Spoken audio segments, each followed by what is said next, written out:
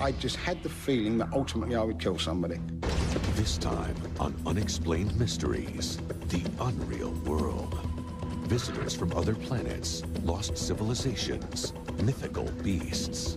What I actually saw that night, I couldn't really understand what it was. It wasn't myth, wasn't legend, it was real. It was true. What is left? The paranormal. And that's where we come in. A hideous monster hunting in the hills of Puerto Rico.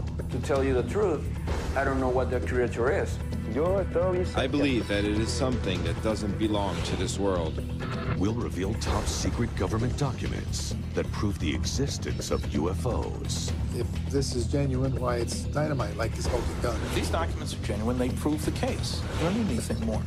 And open up the files on one of the most dramatic alien encounters in history. Somebody died, aliens or otherwise, and the government has not come clean on it. What might the government be trying to hide? A panel of experts convened by the CIA concluded that UFOs could be a threat. People can handle this, and it's time to tell them the truth. We'll visit England to meet a real-life werewolf. He had these mad, staring eyes and this maniacal expression. He snarled and he growled. It was an impression of his lips turning up. Uncover the secrets hidden within the Sphinx. A whole chapter is missing from the human story. I could see the key to this total reversal of history. And explore one of the most terrifying paranormal mysteries known to man. Spontaneous human combustion. The smoke just filled the car. This is baffling. This is bizarre. This is as strange as it gets in the natural world. I have to believe it. I have to believe it. I was there. I saw it. And we'll give you the final analysis in our UNX report on Unexplained Mysteries. The Unreal World. There is no more powerful emblem of the mystery of the past than the great Sphinx of Egypt.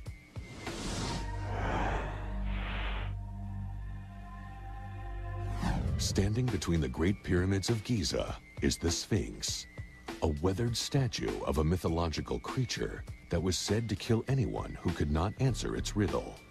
Today, scientists are trying to decipher another riddle of the Sphinx. Who built this great monument and why? For years, researchers logically assumed that it was built at the same time as the pyramids, but there is growing support that they may date back farther. One of the first people to voice this theory was Edgar Cayce, the famed sleeping psychic. In the 1930s, while in a trance, Cayce made a startling prediction. It was like he was in the deep unconscious mind, and he was accessing the universal consciousness that contained all wisdom. And when they asked him specifically about ancient Egypt, he said that this place was built in the year 10,500 BC. The accepted theory about the Sphinx and the pyramids date them at 2500 BC. No one in the scientific community took the prediction seriously until now. I could see that in the geology lay the key to this total reversal of history. John Anthony West believes that the erosion patterns on the Sphinx suggest that Cayce may have been right. In a nutshell, the theory is that the Sphinx has been weathered by water, and specifically by rain falling down over the plateau over many thousands of years. You look at the Sphinx and you see that it's this rounded profile with deep fissures going down the rock face. This can only be produced by rainfall falling over the plateau. But there hasn't been steady rainfall in Egypt since 10,000 BC, more than 7,000 years before the Sphinx was supposed to have been built. Robert Bovall and Graham Hancock have also embraced Cayce's prediction. They point to the constellations in the sky as proof.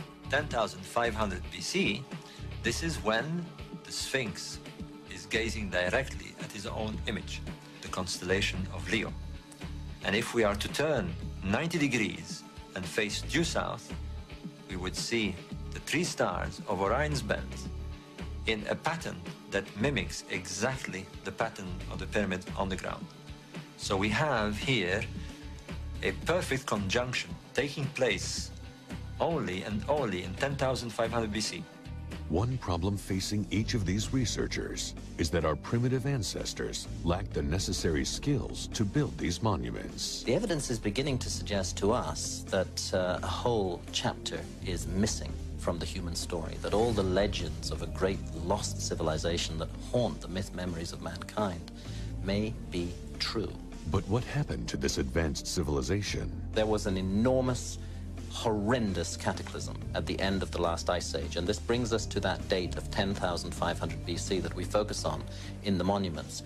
Something happened to the world at the end of the last ice age of sufficient magnitude to have wiped out a whole civilization, and what we're arguing is that the traces of that lost civilization may be what confronts us at Giza.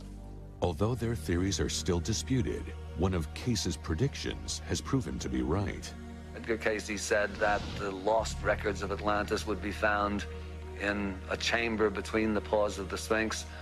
Our seismographs detected a chamber between the paws of the Sphinx. What's in that chamber, absolutely we don't know.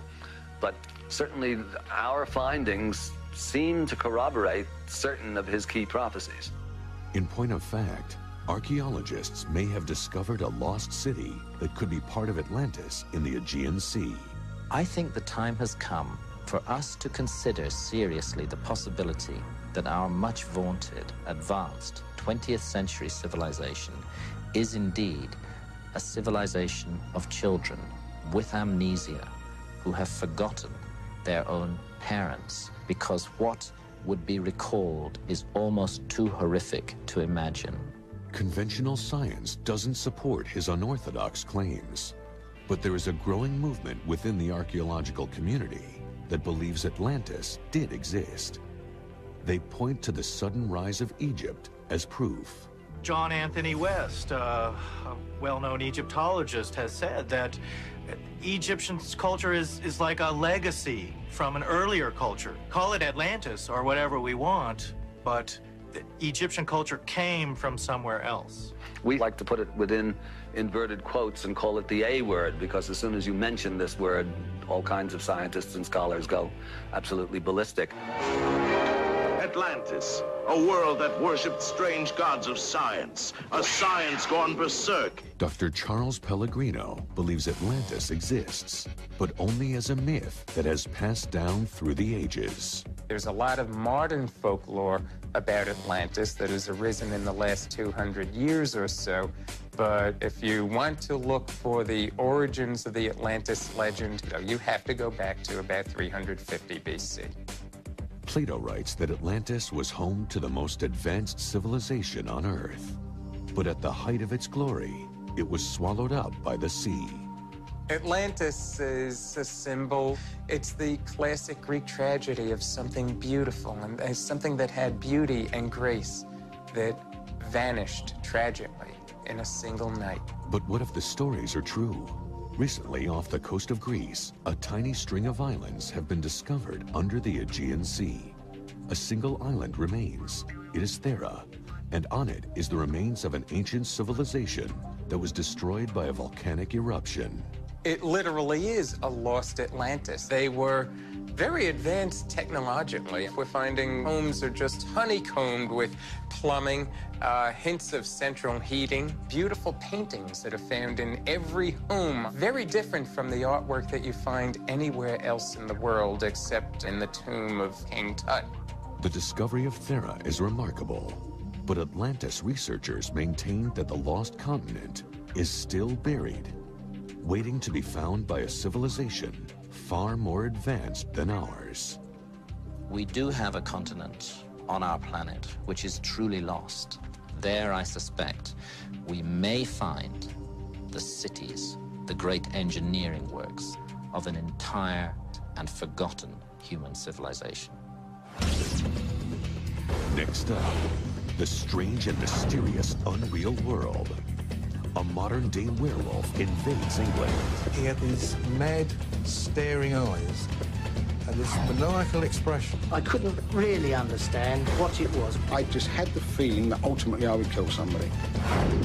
A deadly beast invades a small village in Puerto Rico. We are More than 100 animals were killed by this mysterious creature, and we were still looking for the answer. Something that killed, very strange. Later, we'll explore the deadly phenomenon of spontaneous human combustion. All I saw was just a cloud of smoke around me. His skin appeared to be erupting in smoke. This is baffling. This is bizarre. This is eerie. This is as strange as it gets in the natural world. And we'll give you our ultimate update with our UnX report. Stay tuned for more on Unexplained Mysteries.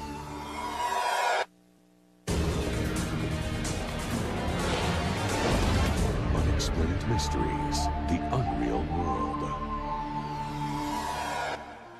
They say that all legends contain a kernel of truth.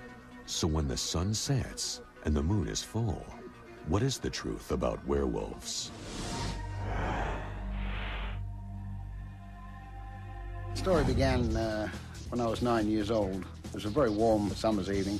Suddenly the air went very cold.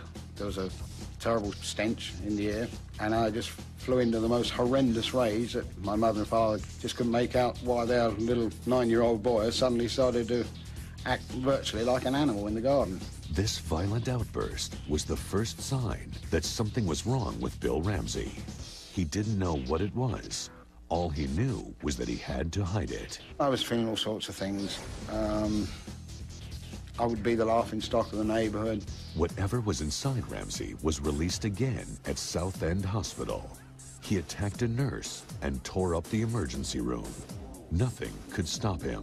I just had the feeling that ultimately I would kill somebody. Then, one night outside a police station, Ramsey tried to kill one of the officers. I envisaged being in prison for the rest of my life or in a secure mental hospital the rest of my life for something I knew I would never be responsible for. Suddenly, his secret was out, but no one understood why he was having these violent episodes. What was causing it? I was literally, felt like just committing suicide. An answer would come from 3,000 miles away, from an unassuming pair of paranormal investigators, Lorraine and Ed Warren. To better understand what they were dealing with, they interviewed Inspector Tony Belford, who had witnessed one of the attacks. What I actually saw that night, I couldn't really understand what it was. All I knew that it was something that I'd never witnessed before. It was not natural behavior. According to police records, Ramsey picked up a prostitute from a nearby carnival and inexplicably took her to the police station. So I took the prostitute inside, leaving Sergeant Terry Fisher out in the yard with Ramsey.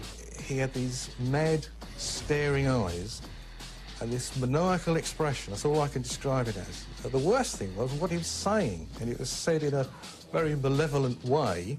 And I'll quote from the report I made shortly afterwards. He was saying, "The devil is in me. When the devil is in me, I am strong.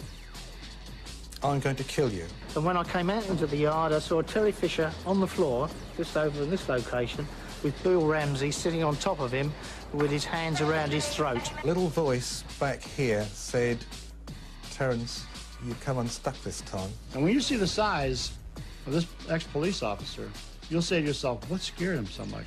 Why this one experience? Because he's seen something that very few people ever see. He's seen the transfiguration of a man into a wolf.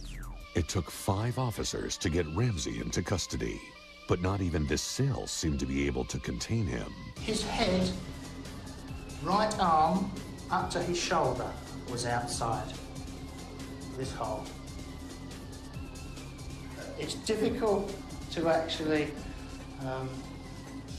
visualize a head and an arm out there, but I can assure you, I saw it, 5 or 6 firemen saw it, a doctor saw it, and I would suggest up to 7 or 8 policemen saw it, none of which could believe what we'd actually seen.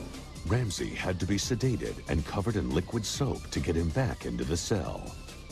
Inspector Belford was then left with the task of explaining the episode to his superiors. I submit this report for your information and to have recorded the fact that it is in my opinion that this man will, if not controlled, end up causing fatal or serious injury to some person.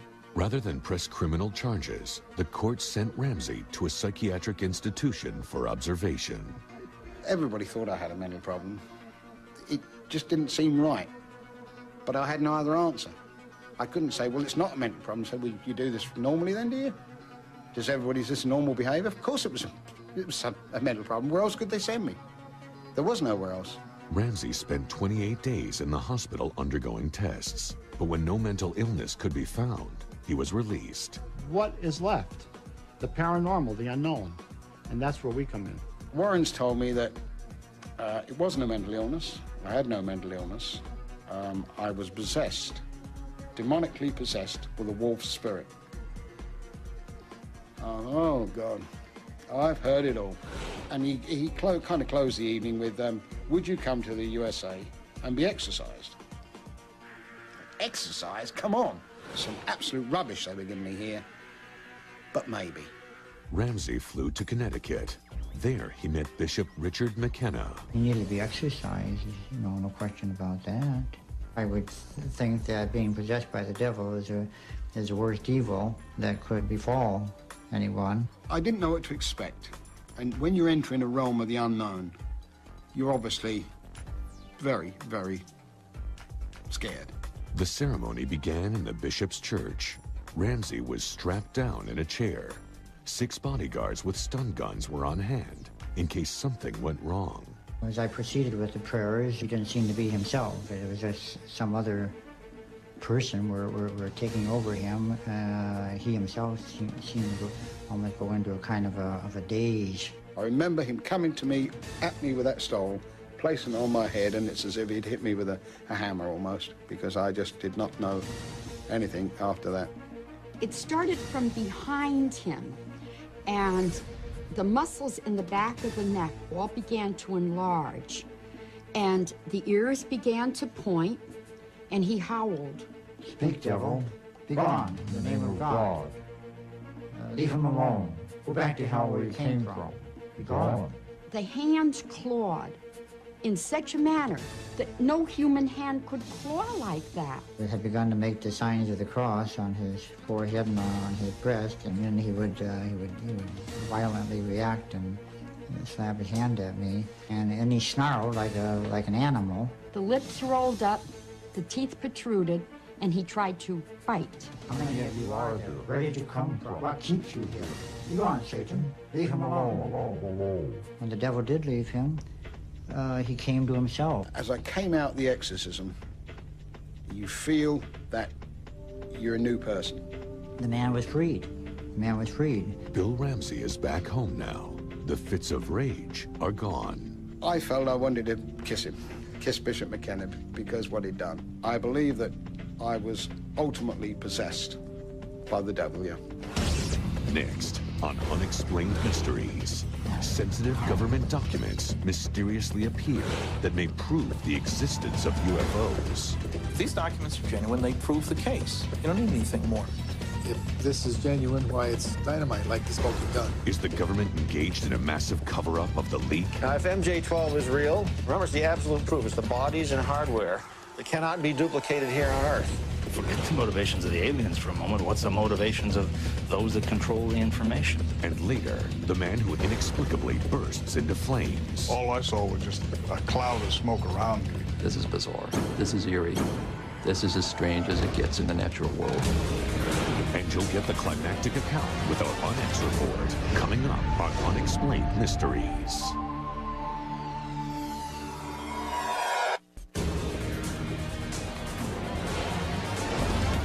Unexplained Mysteries, the unreal world. Conspiracy theories about the government and UFOs have been almost impossible to prove. Until now, a roll of film arrives in the mail. There is no name and no return address. When developed, it reveals a conspiracy that reaches all the way up to the President of the United States. That's what happened to Jamie Shandera.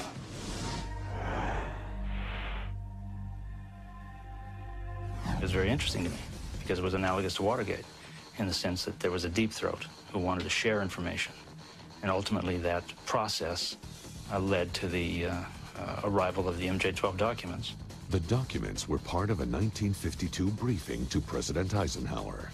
They told of an alien spaceship crashing in Roswell, New Mexico, and the 12 men whose job it was to keep it a secret. Their code name was Majestic, or MJ-12. When Shandera received these explosive documents, he didn't believe they were real. I'm a skeptic. You have to be a skeptic. You can't simply buy out. This isn't a belief system. It has nothing to do with a belief system. It isn't a religion. That's not what we're dealing with. If it exists, then there's a way to prove it. And that's what the game is all about. When asked for his opinion, noted physicist Bruce Maccabee was skeptical. You can have sightings up the wazoo. You can always get an expert to explain it, even if he has to hoke up an explanation. Now, if MJ-12 is real, remember, it's the absolute proof. It's the bodies and hardware that cannot be duplicated here on Earth, which conclusively proves this stuff is real. If one accepts for even a moment the premise that we've been visited, that an alien was here, that bodies have been found, there would have to be a control group established to examine, understand, and determine what our vulnerability is. With that kind of control comes the danger always. Well, who watches the watchers? Forget the motivations of the aliens for a moment. What's the motivations of those that control the information? Among the chosen 12 were Secretary of Defense James Forstall, high-ranking Army, Navy, and Air Force officers, and the first 4 directors of the Central Intelligence Agency. And then there was Dr. Donald Menzel, a Harvard astronomer who had written 3 books claiming that UFOs didn't exist. Menzel was in a perfect position to act as the astronomer telling the world this is all nonsense. Nothing to do with anything. This isn't real. We've got explanations for everything. And I have found that his explanations are just plain wrong when you analyze them carefully. It might seem, well, why would he be lying? Why would he do this? And others who defend him say, oh, he wouldn't do this and he wouldn't do that. Well, of course he would, because that was what was important for their country. More documents were leaked, this time to UFO expert Don Berliner. He received a controversial 1954 military field manual. This was a set of instructions, really, to retrieval teams who would be at the scene soon after an event took place in which a saucer had crashed and in which there were bodies and wreckage. How to wrap them, what kind of boxes to use, where to send the pieces, what the cover stories were. And one of the things that comes through loud and clear is they wouldn't have put such a manual together unless this had happened more than once. Which makes you wonder, so how many of the crashes were there? How many bodies were retrieved? Retired McDonnell Douglas scientist Dr. Robert Wood was asked to authenticate the manual. My initial reaction when I first saw them was, if this is genuine, why, it's dynamite, like the smoking gun. To his trained eye, the manual appeared to be authentic. Everything seemed to match government manuals of the era, except for one thing. If you look at the front of this document, at the bottom, there's a logo that says War Department. And the War Department was actually eliminated at the end of World War II. So you'd expect they would have stopped using the logo. But in fact, the Army, in its field manuals, continued to use the War Department logo up until as late as 1960. And we have exact copies of such manuals. If these documents are genuine, they prove the case. You don't need anything more. If real, these documents suggest that we are being visited by aliens. But why? I think one of the reasons they're coming here is to make sure we don't go out, to take our brand of friendship, namely hostility, other places. This is truly a primitive society whose major activity is tribal warfare. So I don't think we can expect aliens to deal with us as equals. We haven't earned our place at the Galactic Federation round table. It's important no matter what. It's an important issue of government accountability, and it may be an important issue of the future of the human race.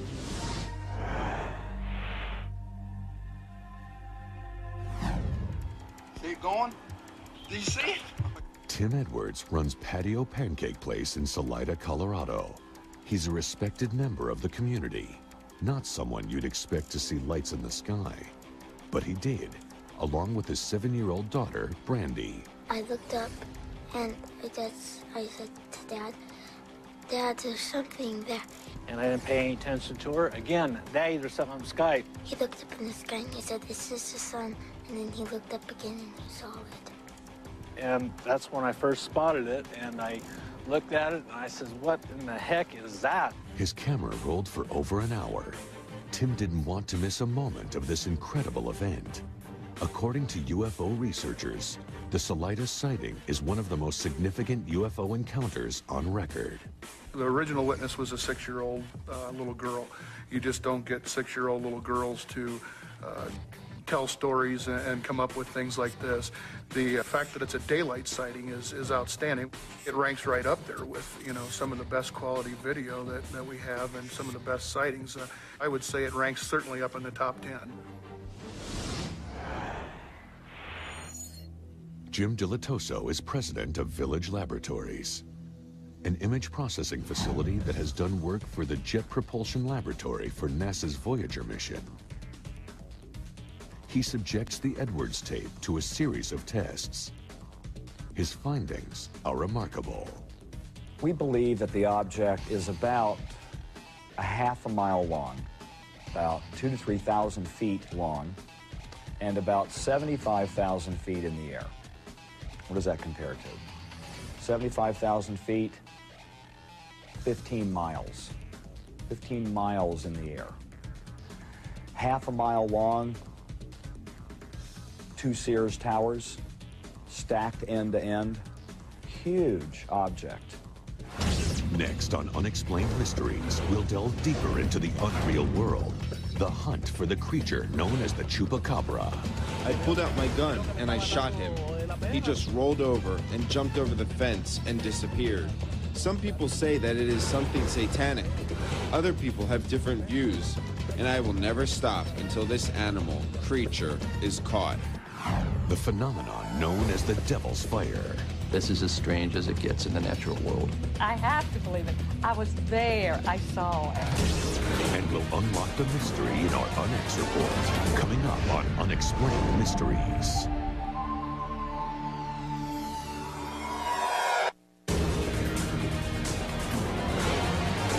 Unexplained Mysteries, the unreal world. To tell you the truth, I don't know what that creature is. Something that kills very strange. I believe that it is something that doesn't belong to this world.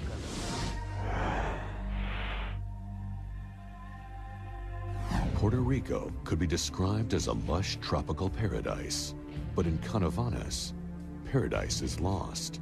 Something is lurking in the hills, hunting the most helpless inhabitants of this small farming community. I saw this creature on top of my dog. I pulled out my gun and I shot him. I thought that he was dead when the bullet hit him, and he just rolled over and became like a ball. And then he jumped over the fence and disappeared. They call it Chupacabra, literally translated, the goat sucker. This creature has killed hundreds of animals across the island. Their bodies drained of blood, their organs mysteriously removed. The only clue, strange circular openings in their necks. The police department couldn't find the answer to this mysterious criminal, the animal. So they brought the complaint to my attention at City Hall, and I started worrying about it because the people were worrying about it. Mayor Jose Rivera gathered up volunteers to hunt for the beast. His efforts have turned him into a folk hero with the inhabitants of this small community. But the Chupacabra still eludes him. More than 100 animals were killed by this mysterious creature, and we were still looking for the answer. Those who say they've seen the creature describe it as 4 to 5 feet tall, with huge red eyes and gray skin that is part fur and part feather. It has short arms with claws, legs like a kangaroo, and a row of sharp spikes down the middle of its back. Some say it also has wings. I was getting ready to start a car similar to this one, and I noticed a very heavy noise in the motor. And then I saw the creature jump from the engine, quickly jump over the fence. The Puerto Rican government dismisses these claims. They believe the killings are being done by a pack of wild dogs or rhesus monkeys, or perhaps a bizarre practical joke. But veterinarian Carlos Soto doesn't think this is a joke. Studying the victims of the beast, he's come up with more questions than answers. in some of the autopsy that I have seen trauma in the muscle mass in which we cannot trace any trauma from the skin, okay? So how can a human do that? Or if it's a predator, you know that we're gonna see a lot of tissue destruction, and I didn't see anything like that. If it's not a human or an animal, what is responsible for these killings? Authorities receive a call. The chupacabra has struck again. A sheep was found murdered by its owner. A small, perfectly circular puncture wound on its neck. Should this have been a dog or a baboon or some type of animal like that, usually have pairs, okay, of bites, of wounds on both sides of the head, and there's only one hole that goes from one side to the other. We're seeing here what seems to be some type of track of something. We don't know what it may be, but maybe it has something to do with the killing of the sheep that you just saw. And it has apparently 3 toes, separate toes.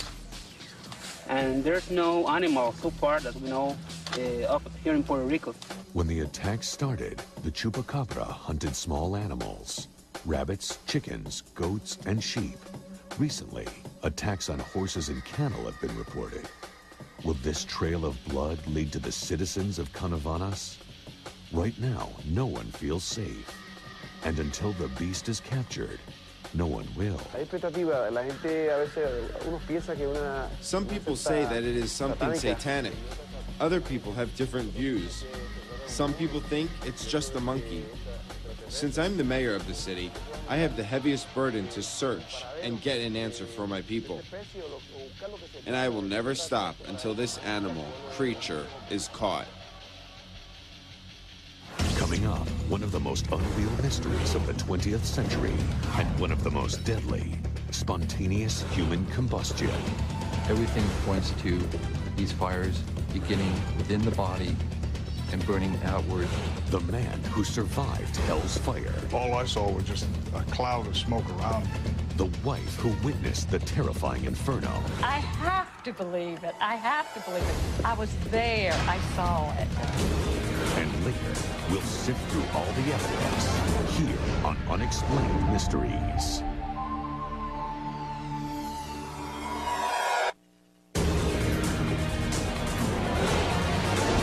Unexplained Mysteries, the unreal world. This is baffling. This is bizarre. This is eerie. This is as strange as it gets in the natural world. There are few natural forces on Earth more terrifying than fire, but nothing compares with the horror of the phenomenon of spontaneous human combustion. Everything points to these fires beginning within the body and burning outward under conditions that belie common sense and what is commonly known about fire behavior and fire patterns. As a fire investigator, I instruct our guys to go in there with an open mind. And when you've eliminated everything and you still don't have the answers, that makes it very difficult. It has been called the Devil's Fire. It's extremely rare, and no one understands how or why it happens. Fire professionals around the world have no way to explain what happened to these hapless individuals other than that they died by internal fire. Larry Arnold has spent years researching spontaneous human combustion. He has uncovered a few puzzling cases that defy rational explanation. Dr. John Bentley was a retired physician living alone in northern Pennsylvania, apparently in good health but invalidic. The morning of December 5, his body was found literally to have self-cremated in his bathroom. After examining the evidence left behind, Arnold knew that this was no ordinary fire. This is a cremation that should have required 3,000-degree temperatures for 12 hours to be present in Dr. Bentley's bathroom. The aluminum walker that Dr. Bentley used to help him move about his small apartment was intact. Aluminum will melt at 1,200 degrees. Common sense says that fire and heat rises in an inferno. Here, just the opposite occurred. The force of the combustion was inward and downward through the floor.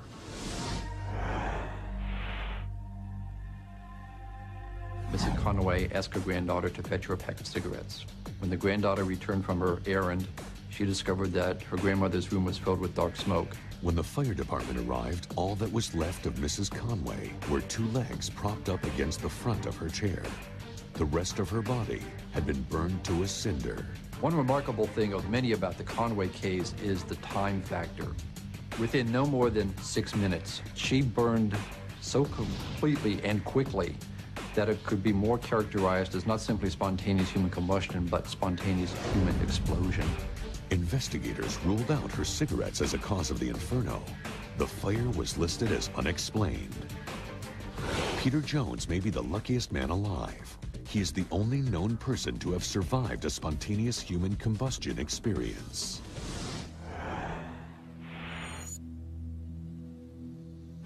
I was getting ready to go to work in the morning and was dressed and sitting on the edge of the bed. Barbara was still laying in bed.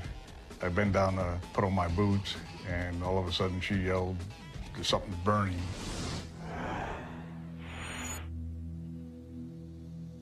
His skin appeared to be erupting in smoke. To me, it appeared to be coming up from his legs.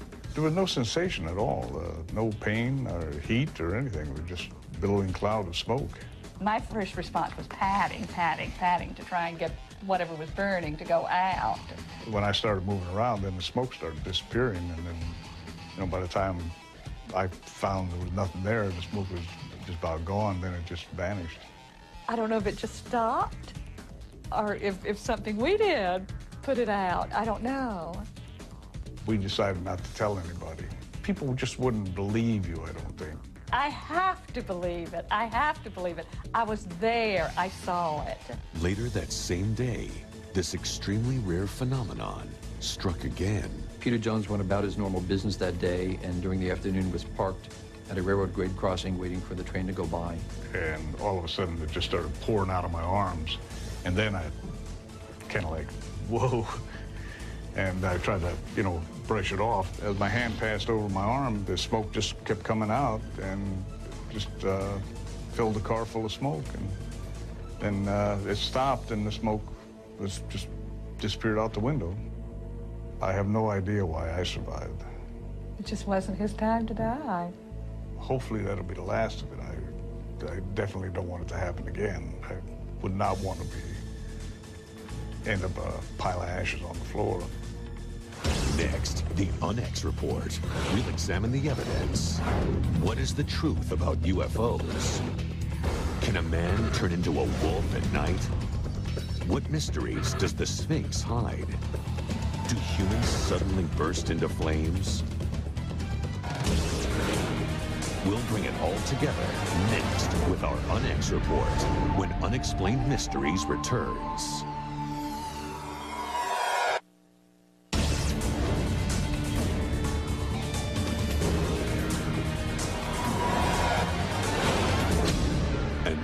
For the UNX report. There are unexplained mysteries in every corner of the Earth, from ghosts and psychics to aliens and werewolves. Do these documents prove the existence of UFOs? If this is genuine, why, it's dynamite, like the smoking gun. If these documents are genuine, they prove the case. You don't need anything more. If it exists, then there's a way to prove it. And that's what the game is all about. Is there a massive conspiracy going on? Those of us who really dug into it know that Blue Book was a cover. When the people know what's going on, then that's when you have trouble. What other secrets is the government hiding about alien visitors? A panel of experts convened by the CIA concluded that UFOs could be a threat. Incontrovertible proof would undercut many of the institutions on which our civilization is built. People will deal with this. People can handle this. And it's time to tell them the truth. Does this videotape prove the existence of aliens from another world? He looked up in the sky and he said, "Is this the sun?" And then he looked up again and he saw it. I looked at it and I says, "What in the heck is that?" The data tends to support what the witnesses said. Was this ordinary man possessed by the spirit of a werewolf? I just had the feeling that ultimately I would kill somebody. He was saying, "The devil is in me. When the devil is in me, I am strong. I'm going to kill you." What I actually saw that night, I couldn't really understand what it was. He's seen something that very few people ever see. He's seen the transfiguration of a man into a wolf. is a supernatural creature known as the chupacabra terrorizing the people of Puerto Rico? More than 100 animals were killed by this mysterious creature. And it has apparently 3 toes, separate toes. And there's no animal so far that we know of here in Puerto Rico. If it's a predator, you know that we're going to see a lot of tissue destruction, and I didn't see anything like that. Has the mythological city of Atlantis finally been found? It literally is a lost Atlantis. To say that Thera is Atlantis is too easy an answer. Is the key to this 10,000-year-old mystery buried beneath the Sphinx? 10,500 BC, this is when the Sphinx is gazing directly at his own image. The evidence is beginning to suggest to us that a whole chapter is missing from the human story. There's a great memory that haunts mankind of a lost civilization. Will the mystery of spontaneous human combustion ever be solved? I have no idea why I survived. This is bizarre. This is eerie. This is as strange as it gets in the natural world. I have to believe it. I have to believe it. I was there. I saw it. We've seen some of the most baffling mysteries, heard from the eyewitnesses, and studied the evidence. But in the end, whether it's werewolves in London or UFOs in Roswell, no one has been able to determine the reality of this unreal world. So for now, these events will remain unexplained mysteries.